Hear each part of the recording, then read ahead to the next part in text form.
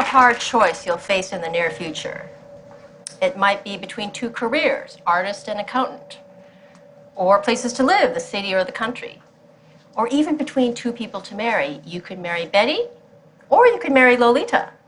Or it might be a choice about whether to have children, to have an ailing parent move in with you, to raise your child in a religion that your partner lives by but leaves you cold, or whether to donate your life savings to charity.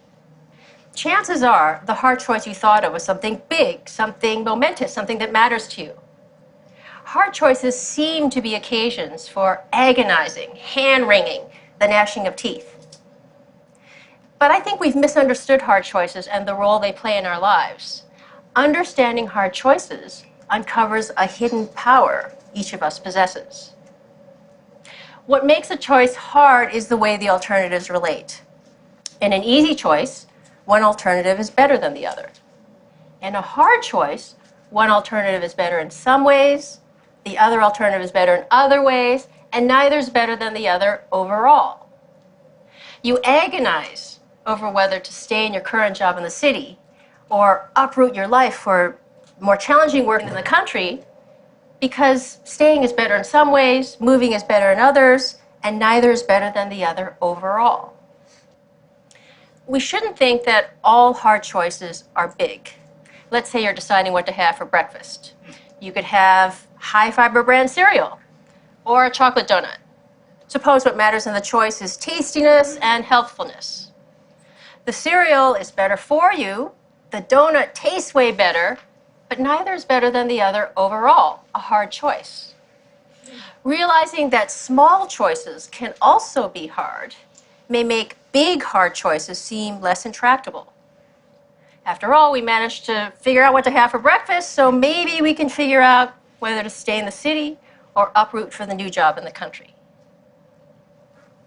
We also shouldn't think that hard choices are hard because we are stupid. When I graduated from college, I couldn't decide between two careers, philosophy and law. I really loved philosophy. There are amazing things you can learn as a philosopher, and all from the comfort of an armchair. But I came from a modest immigrant family where my idea of luxury was having a pork tongue and jelly sandwich in my school lunchbox. So the thought of spending my whole life sitting around in armchairs just thinking, well, that struck me as the height of extravagance and frivolity. So I got out my yellow pad, I drew a line down the middle, and I tried my best to think of the reasons for and against each alternative. I remember thinking to myself, if only I knew what my life in each career would be like. If only God or Netflix would send me a DVD of my two possible future careers, I'd be set. I'd compare them side by side. I'd see that one was better, and the choice would be easy. But I got no DVD, and because I couldn't figure out which was better, I did what many of us do in hard choices. I took the safest option. Fear of being an unemployed philosopher led me to become a lawyer. And as I discovered, lawyering didn't quite fit. It wasn't who I was. So now I'm a philosopher, and I study hard choices. And I can tell you that fear of the unknown, while a common motivational default in dealing with hard choices, rests on a misconception of them. It's a mistake to think that in hard choices, one alternative really is better than the other, but we're too stupid to know which. And since we don't know which, we might as well take the least risky option. Even taking two alternatives side by side with full information, a choice can still be hard. Hard choices are hard, not because of us or our ignorance. They're hard because there is no best option.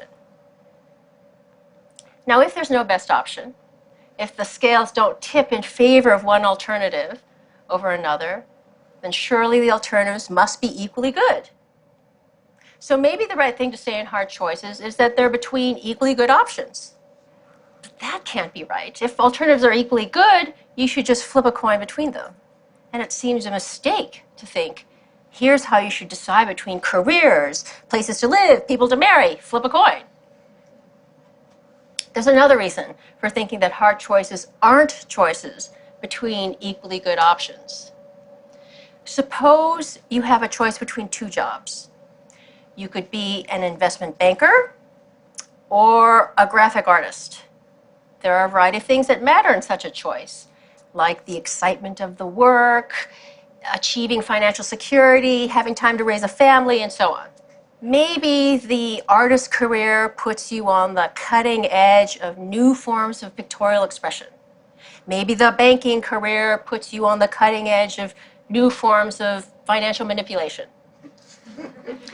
Imagine the two jobs however you like, so that neither is better than the other. Now suppose we improve one of them a bit. Suppose the bank wooing you adds $500 a month to your salary. Does the extra money now make the banking job better than the artist one? Not necessarily. A higher salary makes the banking job better than it was before, but it might not be enough to make being a banker better than being an artist. But if an improvement in one of the jobs doesn't make it better than the other, then the two original jobs could not have been equally good. If you start with two things that are equally good and you improve one of them, it now must be better than the other. That's not the case with options and hard choices. So now we've got a puzzle. We've got two jobs. Neither is better than the other, nor are they equally good. So how are we supposed to choose? Something seems to have gone wrong here. Maybe the choice itself is problematic and comparison is impossible. But that can't be right. It's not like we're trying to choose between two things that can't be compared. We're weighing the merits of two jobs, after all, not the merits of the number 9 and a plate of fried eggs. A comparison of the overall merits of two jobs is something we can make, and one we often do make. I think the puzzle arises because of an unreflective assumption we make about value. We unwittingly assume that values, like justice, beauty, kindness, are akin to scientific quantities like length, mass, and weight.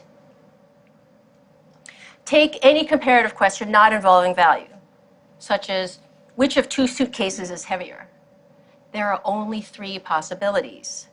The weight of one is greater, lesser, or equal to the weight of the other. Properties like weight can be represented by real numbers, 1, 2, 3, and so on. And there are only 3 possible comparisons between any 2 real numbers. One number is greater, lesser, or equal to the other. Not so with values. As post-Enlightenment creatures, we tend to assume that scientific thinking holds the key to everything of importance in our world. But the world of value is different from the world of science. The stuff of the one world can be quantified by real numbers, the stuff of the other world can't. We shouldn't assume that the world of is, of lengths and weights, has the same structure as the world of ought, of what we should do.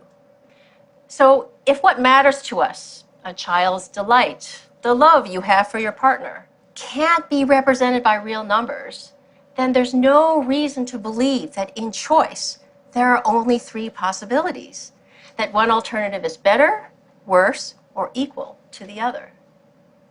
We need to introduce a new 4th relation beyond being better, worse, or equal that describes what's going on in hard choices. I like to say that the alternatives are on a par. When alternatives are on a par, it may matter very much which you choose, but one alternative isn't better than the other. Rather, the alternatives are in the same neighborhood of value, in the same league of value, while at the same time being very different in kind of value. That's why the choice is hard. Understanding hard choices in this way uncovers something about ourselves we didn't know. Each of us has the power to create reasons. Imagine a world in which every choice you face is an easy choice. That is, there's always a best alternative. If there's a best alternative, then that's the one you should choose, because part of being rational is doing the better thing rather than the worse thing, choosing what you have most reason to choose. In such a world, we'd have most reason to wear black socks instead of pink socks, to eat cereal instead of donuts, to live in the city rather than the country, to marry Betty instead of Lolita. A world full of only easy choices would enslave us to reasons. When you think about it, it's nuts to believe that the reasons given to you dictated that you had most reason to pursue the exact hobbies you do, to live in the exact house you do, to work at the exact job you do.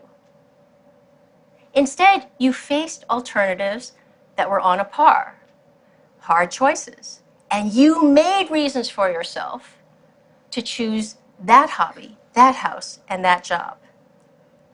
When alternatives are on a par, the reasons given to us, the ones that determine whether we're making a mistake, are silent as to what to do. It's here in the space of hard choices that we get to exercise our normative power, the power to create reasons for yourself, to make yourself into the kind of person for whom country living is preferable to the urban life. When we choose between options that are on a par, we can do something really rather remarkable. We can put our very selves behind an option. Here's where I stand. Here's who I am. I'm for banking. I'm for chocolate donuts. This response in hard choices is a rational response, but it's not dictated by reasons given to us. Rather, it's supported by reasons created by us. When we create reasons for ourselves to become this kind of person rather than that, we wholeheartedly become the people that we are. We might say that we become the authors of our own lives. So when we face hard choices, we shouldn't beat our head against a wall trying to figure out which alternative is better. There is no best alternative. Instead of looking for reasons out there, we should be looking for reasons in here. Who am I to be? You might decide to be a pink sock wearing, cereal loving, country living banker. And I might decide to be a black sock wearing, urban donut loving artist. What we do in hard choices is very much up to each of us. Now, people who don't exercise their normative powers in hard choices are drifters. We all know people like that. I drifted into being a lawyer. I didn't put my agency behind lawyering. I wasn't for lawyering. Drifters allow the world to write the story of their lives. They let mechanisms of reward and punishment, pats on the head, fear, the easiness of an option, to determine what they do.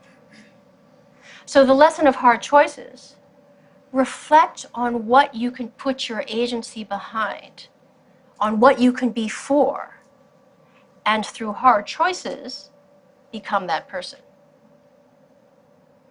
Far from being sources of agony and dread, hard choices are precious opportunities for us to celebrate what is special about the human condition, that the reasons that govern our choices as correct or incorrect sometimes run out. And it is here in the space of hard choices that we have the power to create reasons for ourselves to become the distinctive people that we are. And that's why hard choices are not a curse, but a godsend. Thank you.